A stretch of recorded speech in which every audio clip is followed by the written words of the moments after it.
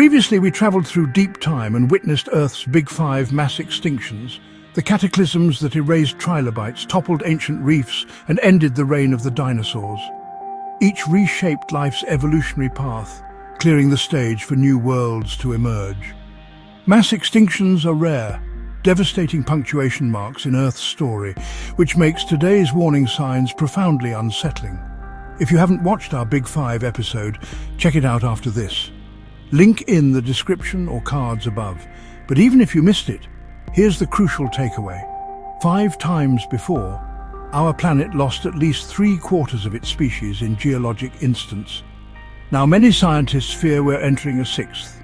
And for the first time, the trigger isn't cosmic or volcanic. It's us, the only species in Earth's long history with the power to cause such devastation, and the only one with the power to stop it. If deep dive science like this matters to you, a quick like and subscribe helps more people find these films. The Big Five extinctions did far more than trim life's branches. They sheared away entire limbs of the evolutionary tree. The Permian catastrophe erased the trilobites completely, ending a lineage that had endured for over 270 million years.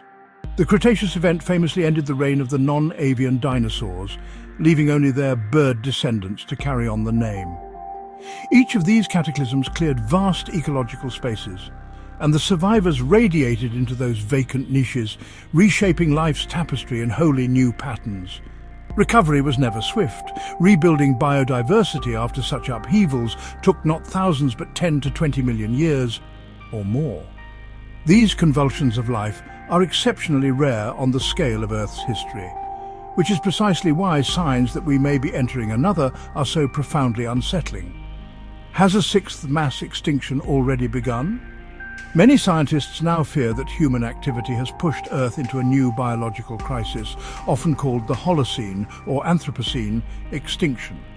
Unlike the Big Five, this catastrophe is not the work of shifting continents, flood basalts, or asteroid impacts.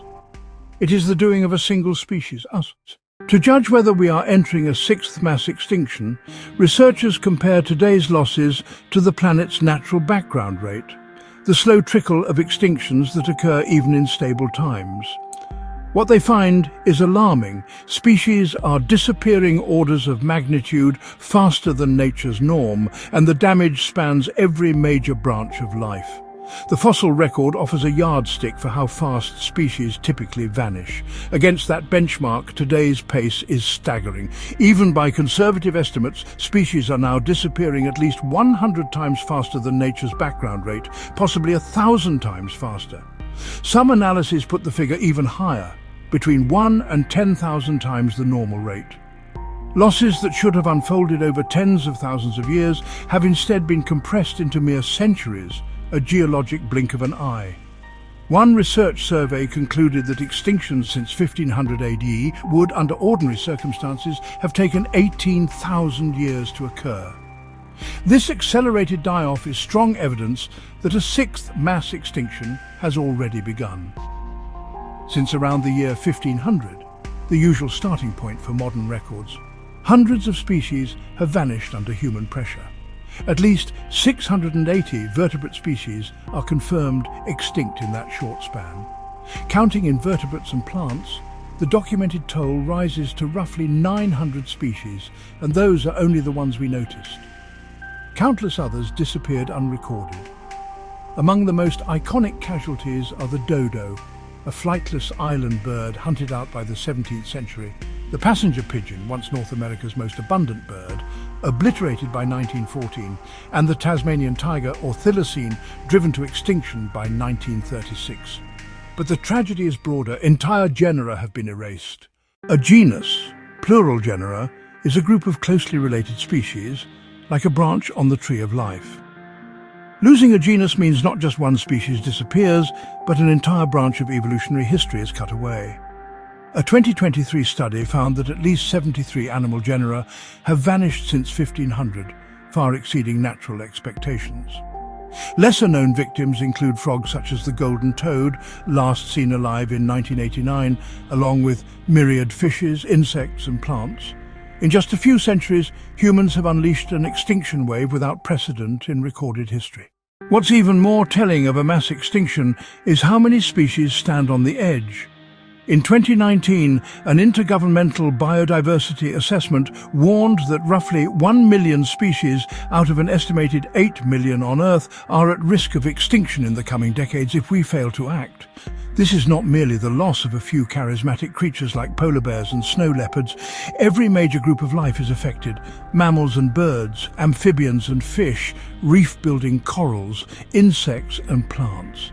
Amphibians are in particular crisis. Many pushed to the brink by habitat destruction and a deadly fungal disease.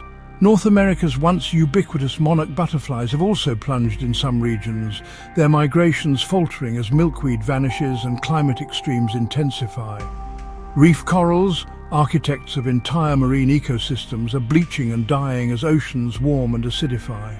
On Australia's Great Barrier Reef, back-to-back marine heat waves in 2016-2017 killed more than half the corals across the far northern sector, and mass bleaching has struck repeatedly in the years since. Amphibians have faced a parallel catastrophe. A chytrid fungus spread by humans has driven declines in more than 500 species worldwide, with around 90 presumed extinct. Such widespread peril across so many branches of life is a blaring alarm. We are living through a biologically significant global upheaval, one that many still choose to ignore. Unlike past mass extinctions, today's crisis is not the work of an asteroid or flood basalts. It is driven by human pressures. Scientists identify 5 direct drivers of biodiversity loss: habitat destruction and change, overexploitation of wildlife and resources, climate change, pollution, invasive species. Underlying them all are human population growth and consumption. Over 70% of Earth's land has been altered by people. About 40% of land is devoted to agriculture alone. In the oceans, overfishing and seabed mining scar marine ecosystems. On land, we harvest wildlife and timber at unsustainable rates. Pollutants seep into air, water and soil.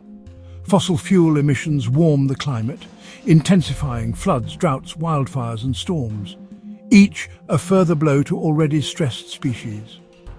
Meanwhile, humans ferry invasive species around the world.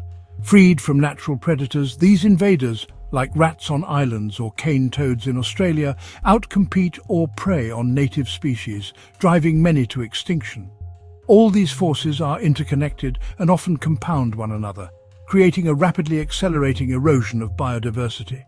As one museum curator observed, never before has a single species, humans, been responsible for such destruction on Earth. Given the evidence, vastly elevated extinction rates, hundreds of species already gone, and countless others sliding toward oblivion, a strong scientific consensus has emerged.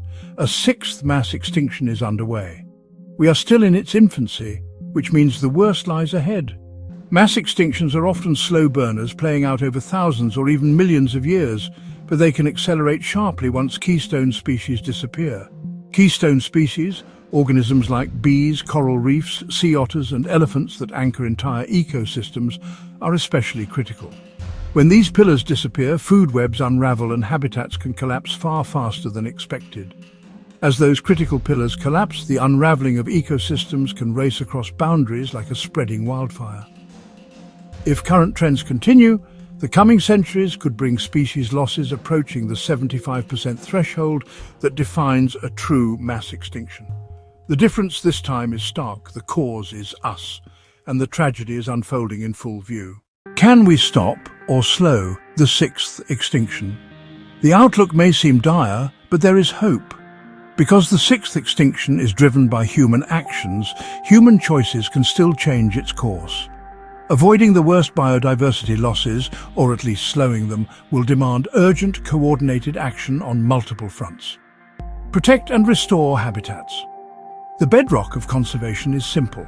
Protect the places where life thrives. Scientists and conservationists urge world leaders to safeguard more wild spaces, most prominently through a global goal known as 30 by 30, which calls for protecting 30% of Earth's lands and oceans by 2030. This means creating and expanding national parks, wildlife reserves, and marine protected areas, and enforcing protections where they already exist. Just as important is restoration. Degraded forests, wetlands, coral reefs and rivers can rebound if we give them the chance, whether through replanting native trees, rewilding landscapes or restoring natural water flows. By securing space for nature, we offer threatened species room to recover and provide ecosystems with a buffer against collapse. In Yellowstone National Park, reintroducing grey wolves in the 1990s helped curb chronic overbrowsing by elk. Willow and aspen stands rebounded in many valleys, beavers returned to build wetlands, and songbirds increased, evidence that restoring a missing species can jumpstart a broader ecological recovery. Curb climate change. Climate change has become one of the fastest-growing drivers of extinction, melting the sea ice beneath polar bears, bleaching coral reefs in overheated oceans, and shifting entire ecosystems faster than many species can follow. Achieving this means slashing greenhouse gas emissions, transitioning to renewable energy, improving efficiency, and halting deforestation, which both releases carbon and destroys critical habitats. It's important to note the political will and the willingness to fund meaningful action are critical. Yet at times, some of the world's most powerful nations have undermined international agreements like the Paris Accord or rolled back science-based environmental policies, slowing progress when momentum is urgently needed. Aggressive climate action will soften droughts, wildfires and storms that would otherwise batter species and will give ecosystems a fighting chance to adapt. In short, tackling climate change and safeguarding biodiversity are inseparable goals, and history makes the stakes unmistakable. All 5 previous mass extinctions involved profound climate shifts, rapid cooling, intense greenhouse warming, or both. By destabilizing the climate today, we are callously flirting with the only factor that has played a role in every past planetary die-off. Humanity must also ease the direct pressures we place on the planet, pressures like overhunting, overfishing and pollution. This means reimagining agriculture and fisheries so that feeding ourselves no longer devastates habitats or drives species to exhaustion. Stopping illegal wildlife trade and enforcing science-based fishing quotas can prevent species from vanishing at the end of a net or rifle. Reducing pesticide use and agricultural runoff allows insects, pollinators and soil organisms to rebound, restoring the very foundation of food webs. Ultimately, we must balance our consumption with Earth's capacity, using water, land and raw materials in ways that do not irreversibly damage ecosystems. Promising tools already exist: regenerative agriculture, agroforestry, and sustainable forestry and fisheries offer pathways to meet human needs while preserving the living systems on which we all depend. Targeted action against invasive species can breathe life back into pressured ecosystems. On islands where invasive rodents have been removed, native seabirds have rebounded dramatically, proof that timely intervention works. After rats were eradicated from South Georgia in the South Atlantic and from Anacapa Island off California, burrow-nesting seabirds surged back. Pipits and pintails on South Georgia and auklets on Anacapa, with nesting success rising within just a few seasons. Pollution, too, is a silent killer. Plastics drifting in our oceans entangle turtles and seabirds. Excess fertilizers and nutrients wash into rivers and coasts, spawning dead zones where few creatures can survive. Many nations have begun to curb plastic waste and toxic chemicals, but the scale of the problem crosses borders. Only through global coordination and commitment can we clean our shared planet, for wildlife and for ourselves. Biodiversity loss is a planetary problem, and it demands planetary solutions. International agreements are critical waypoints on this journey. Beyond the climate-focused Paris Accord, nearly 200 nations have endorsed the Kunming-Montreal Global Biodiversity Framework, committing to protect 30% of Earth's lands and oceans by 2030, and to confront the drivers of biodiversity loss. These accords set ambitious targets and foster cooperation, but promises alone do not halt extinctions. Success depends on governments transforming targets into action, funding protections, enforcing environmental laws, and weaving biodiversity into their economic planning. That means reforming subsidies that currently reward deforestation or overfishing, and instead incentivizing conservation. turning financial flows toward practices that safeguard the web of life.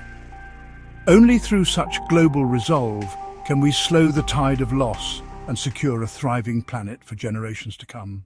While sweeping policies and global accords are vital, everyday people are part of the solution. Communities, organizations, and individuals can all champion conservation through the choices they make and the voices they raise. Consumers can choose sustainably sourced products, seafood certified as responsible, or goods that do not drive deforestation, and cut back on waste.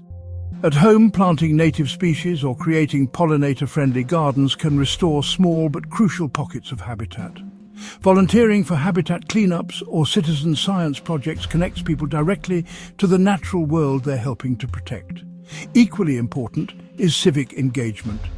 Voting for leaders who prioritize environmental policies and holding governments and corporations accountable can shift the direction of entire nations. In the end, saving species is inseparable from human values.